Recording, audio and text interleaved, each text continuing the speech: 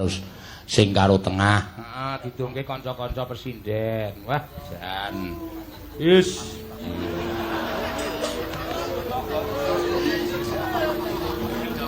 Ya, didongke iki sinden-sinden kuwi.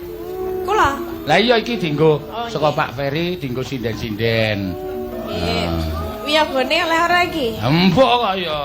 Wiyaga wis mulai do.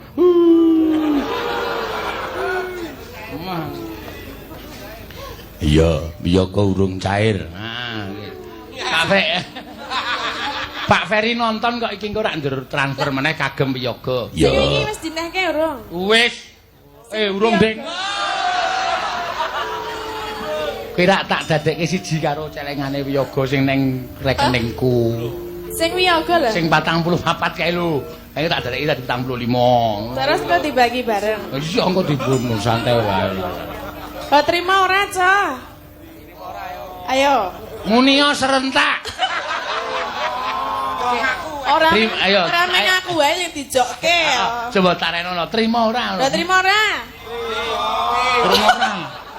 Kupingmu krungu ora? Ya nek trima ya aja kon aku kon jalukke jalukke ngono. Sing ngomong ngono sapa ora ana wong gawe-gaweane kowe wae. Maksud mboten lho. Jenengan nek oleh transferan menggari ngemehke ngono lho maksude. Kon apa? Ngenehke.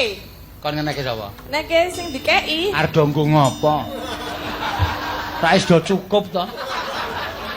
Senengane nek karo dhuwit kok do saru lho tak. Wis tak gawane sik. Argo ngopo? Hah? Aku kebutuh aku akeh kok. Yoga Mas Seno transfer 1,5 juta. Ah, ora nek dikeki ora usah gelem, Cok, ora usah ditabuhi. Ora gelem ya ora apa-apa. Lah meng ngomong tok iso. Ora nabuhi ora apa-apa, nganggo tip ya jalan kok. Aja nganggo tip. Aja nganggo tip. Jalan internasional kok ngel. Mungsuhe Ming Junedi. Wes gek dikeki. Ayo engko sikik. Lah, Ya ditandu sikik. Nek kira-kira Pak Ferry iki maringi genep 5 yuta didum kan iso rata. ditandu, Cok. Sabar ya. Ben wae. Iki aku nguji ketabane kanca-kanca. Kira-kira melu aku iki lahir batin apa ora? Oh, ukurane ngono. Ha iya nek ora lahir batin berarti memang arep dogem remeng. Gua-gulak dolamu.